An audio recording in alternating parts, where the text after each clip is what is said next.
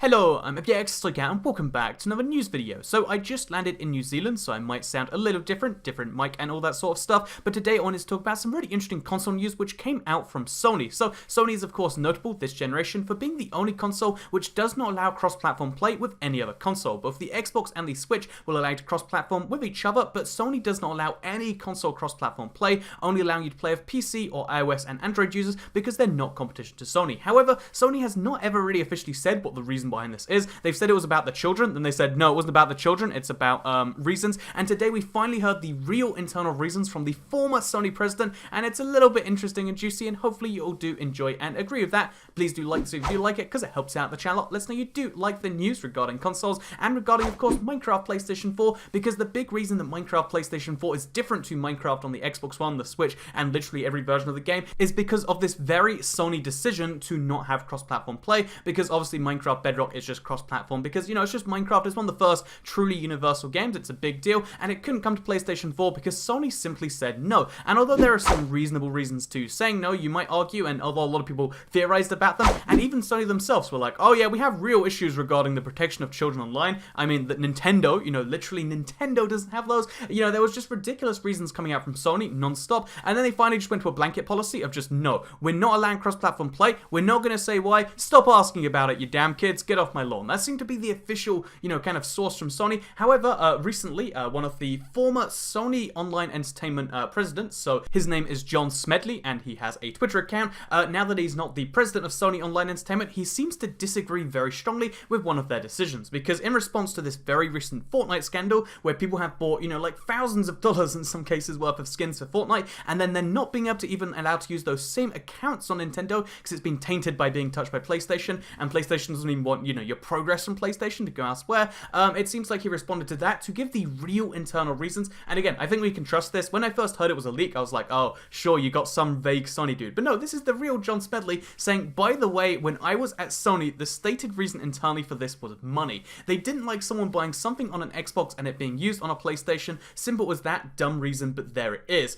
And then he also says, in direct response to, you know, someone complaining about the Fortnite Battle Pass, that if we keep up the pressure, the problem goes away. So this is a lot of information to unpack. The biggest one is the fact that Sony really is just down to money. Like, a lot of people have been defending Sony, like, oh, if you were Sony, you wouldn't like people playing on other platforms. There is a real danger there. No, this is all about money. Sony is in the dominant position in this market, and because of that, they want to use that position to get, you know, ahead. And you might say that's justifiable, and I can vaguely understand where you're coming from with that. You know, Microsoft kind of did it last generation, even though I think 10 years ago and before, you know, cross-platform play existed anywhere else is kind of an unfair comparison. But the fact that it's purely down to money, they know that one, they can sell more consoles if, because, you know, your friends have PlayStation 4, you can't play with them if you made the, in Sony's eyes, wrong decision to buy an Xbox One, even if you had to save up a lot of money because consoles are expensive regardless of which one you buy. You know, no matter what you had to do to get that console, you were wrong to do so, and Sony doesn't care. You better go get one of those. But it's also down to the very specific point that he mentions off that people didn't like something being bought on an Xbox and then being used on a PlayStation. That was a really uncomfortable idea to a Sony executive, and you can almost actually understand, like, you know, it sounds awful on the surface that this is all about money, but it's like, oh yeah, well, obviously, you know, PlayStation has the bigger market share. We want everything that's being used on PlayStation to have been bought by PlayStation, on PlayStation, because they get a 30% cut from anything bought on PlayStation. Whereas obviously, if you buy some DLC on your Xbox and then you play the same account on PlayStation, then that's not so great because you won't buy it on PlayStation. Microsoft gets money even though you're using their hardware.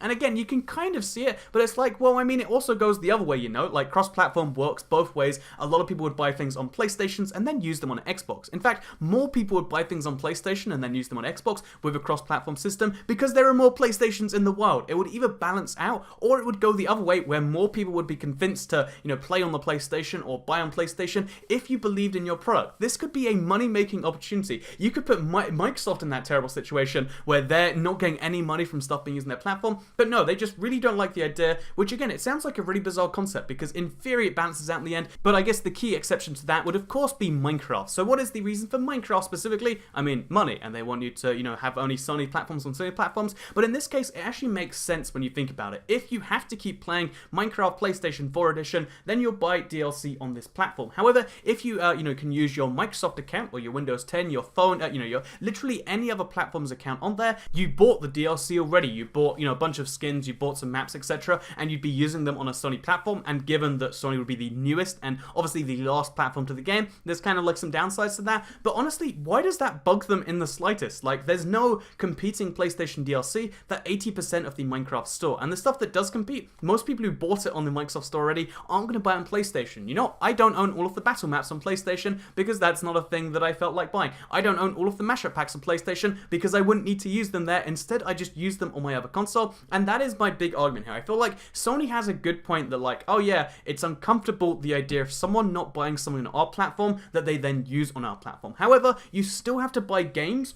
if you want to use them cross-platform, on PlayStation 4. And even if you're playing with people on other platforms, it works both ways, it equalizes out, and I don't see any real justification beyond we are scared of our product and we think that, you know, like, if people have the choice to play with the same group of friends on PlayStation or Xbox, they'll choose the Xbox or they'll choose the Switch. And you know what? If that's your attitude, Sony, then maybe get more confident about your console. Remember, like, the PlayStation 4 should be the best experience because you know, argue that it's got the best power. Argue the PS4 Pro is like a really cool console because you've got boost mode. Argue for things you like. Don't try to stop people from not using it because, you know, that's not how successful businesses work. When you lock people out from using your stuff, that makes people not like you. And because of, you know, I actually agree with John Smedley. He says if we keep up the pressure, then eventually, you know, it goes away. I agree with this one, and so does literally everyone else. The whole world is visualizing, you know, the PlayStation right now. Sony is taking this huge hit to their brand, and it's only going to get worse as time goes on. Again, very few people are deciding this whole, like, I'm going to buy a PlayStation thing, and a lot of people are making the reverse decision to be like, well, I have a PlayStation already, but, you know, I have friends that are only on Switch or whatever, so I'm going to play there. It's the more logical platform to play on, and every single day that Sony doesn't change this, you know, change their, you know, stance on the Fortnite skins, change their stance on having, you know, the whole, like, you know, Minecraft thing. I know that's a more complex issue, but change their stance on literally any of these issues.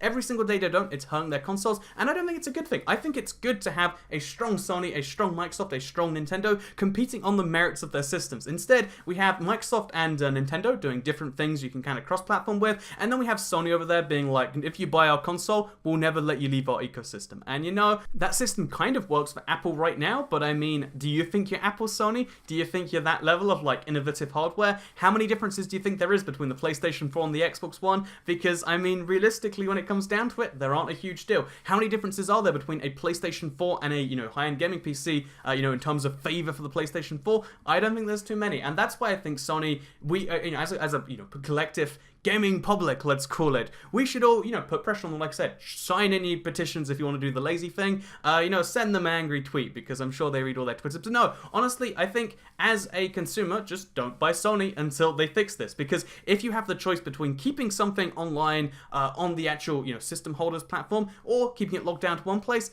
which one do you pick? I know personally I care more about the idea of being able to bring something with me regardless of the device, because I have more than one device in the world. Maybe you do too. If you have a phone on a console, more than one device. Phone on a tablet, more than one device. PC and you know, literally everyone has more than one device, and the idea of you know, the idea of Sony being able to say competing stuff isn't okay. It just makes them look like, you know, the East Germans during, you know, that's right, we're gonna go there. We're gonna go to East Germany and West Germany. I'm just saying, you know, why did they build the Berlin Wall?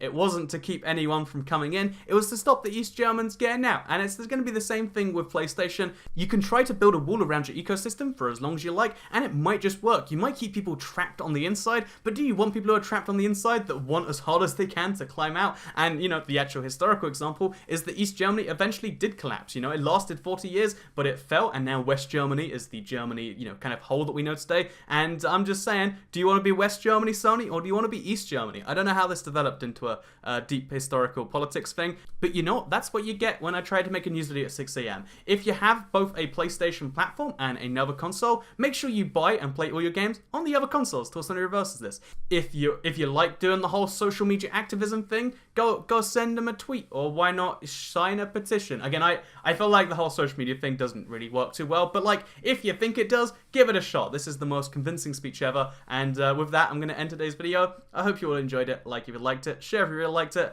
and I'll see you all in the next one, which will hopefully be a travel vlog sometime soon, explaining how I got here to New Zealand, because it was quite a journey. Anyway, thank you very much for watching. Goodbye.